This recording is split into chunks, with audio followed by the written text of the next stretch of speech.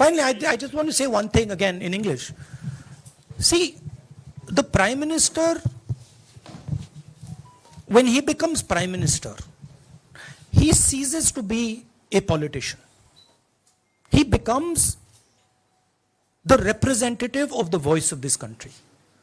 The politics should be put aside. And the Prime Minister should speak not as a petty politician, as the leader of a political party, but the Prime Minister should speak with the weight of the Indian people behind him. And it's tragic to watch Mr. Narendra Modi. It's sad, because the Prime Minister does not understand what he actually is. He is to spend 2 hours talking about the Congress, about the opposition, making ridiculous remarks about the name. This really does not do justice to an Indian Prime Minister. I've seen Prime Ministers from the Congress Party, I've seen Prime Ministers from the BJP, I've seen Mr. Vajpayee, I've seen Mr. Dev Gowda. None of them have ever done this. There's a complete misunderstanding in the mind of Narendra Modi ji about what the Prime Minister of India is. Rahul ji, you wanted the Prime Minister to speak in Parliament, and now that he's spoken, and you've said that he wants Manipur to continue to burn. So what is the Congress Party's next step to retrieve Manipur and save it? The only conclusion I can draw, because the Prime Minister has tools in his hand that can stamp out the fire in Manipur certainly within 3 or 4 days. But for some reason, he's refusing to use those tools. Right? The Prime Minister could at least go to Manipur, talk to the communities, and say, I'm your Prime Minister. Let's start talking. It will be taken seriously. So I don't see any intention. Rahul ji, कल ये भी प्रधानमंत्री ने अपने भाषण में कहा कि 2018 में ये लेके आए थे, 2023 में विश्वास प्रस्ताव लेके आए और 2023 में भी लाएंगे। तो एक तरीके से उन्होंने साफ तौर पर ये कह दिया कि हमारी सरकार अगली बार भी बन रही है। एक पॉलिटिकल बात भी उन्होंने कही। तो आप उनके पूरे भाषण को आप ये कह रहे हैं कि पॉलिटिकल भाषण ज्यादा था, मणिपुर पे बात बहुत कम थी, तो इसको कैसे देखते हैं? नहीं, भाषण हिंदुस्तान के बारे में नहीं था, भाषण नरेंद्र मोदी जी के बारे में था।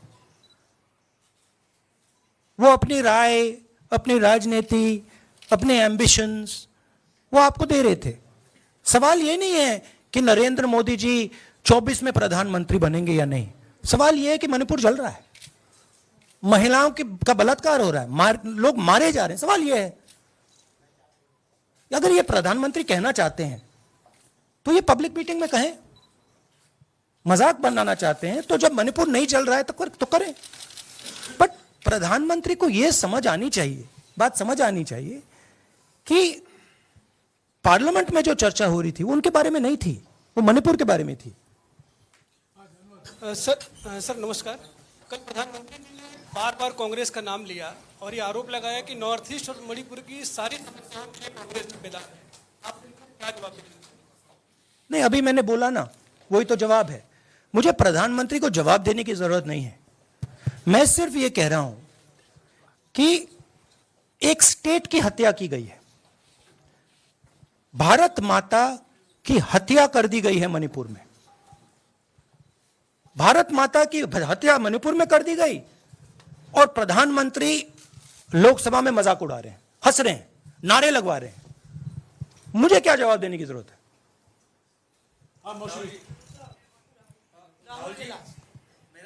एक मिनट मोहित, ऑर्डर से please. Mr. Gandhi, you waxed eloquent. Rahul, आपने बोला कि प्रधानमंत्री ने बोला सदन में कि गृह मंत्री अमित शाह ने विस्तार से जवाब दे दिया। अमित शाह साहब ये कहते हैं कि मणिपुर के सीएम को हटाने की जरूरत इसलिए नहीं है क्योंकि उन्होंने हमारी पूरी बात सुनी और वो कभी भी हमने डीजीपी चेंज किया, डीजीपी चेंज कर दिया, उन्होंने जो भी प्रशासनिक व्यवस्था हम चेंज करना चाहते थे, इसलिए मणिपुर सीएम को हटाने। मणिपुर सीएम, जब मैं मणिपुर गया, मणिपुर सीएम ने जो मणिपुर में हजारों हजारों वेपन्स जो लूटे गए वो मणिपुर सीएम के नीचे ही हुआ। तो क्या अमित शाह चाहते थे कि ये हजारों वेपन्स लूटे जाएं?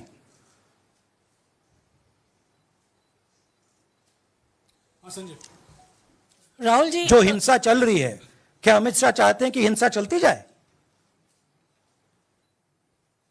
चीफ मिनिस्टर उसको रोक नहीं पा रहा है। अमित शाह जी कह रहे हैं कि भैया वो हमारी बात मान रहा है, तो क्या आप चाहते हैं कि मणिपुर जलता जाए? राहुल जी, एक संसद में एक नया ट्रेंड दिखाई दे रहा है कि कई सेशन से अपोजिशन के एमपीज या तो सस्पेंड हो रहे हैं या डिस्क्वालीफाई हो रहे हैं, या एक सेशन से ज़्यादा ये अपोजिशन के एमपीज का जो प्रिविलेज मोशन या प्रिविलेज रूल्स के तहत जो डिस्क्वालिफिकेशन हो रहा है या सस्पेंशन हो रहा है, इसका जो ट्रेंड बढ़ रहा है, इसको आप लोग कैसे एड्रेस करेंगे? आप देखिए, एमपीज को निकालें, वापस डालें, हमारा काम बदलता नहीं है। हमारा लक्ष्य जो मणिपुर में हो रहा है उसको रुकवाने का है। जो भी औजार हमारे हाथों में है उस हिंसा को रुकवाने के लिए उनका हम प्रयोग कर रहे हैं और करेंगे।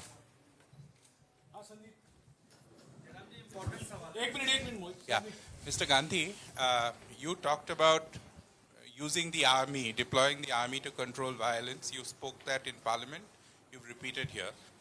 But the BJP has criticized you and even previous Congress governments, saying that we want to solve the issue through dialogue.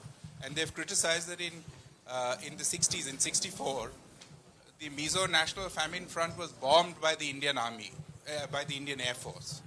So they said that, you know, they I have never heard in my entire career, I have never been told anywhere I have been in India that if you take this person as a security officer with you, we will put a bullet in his head.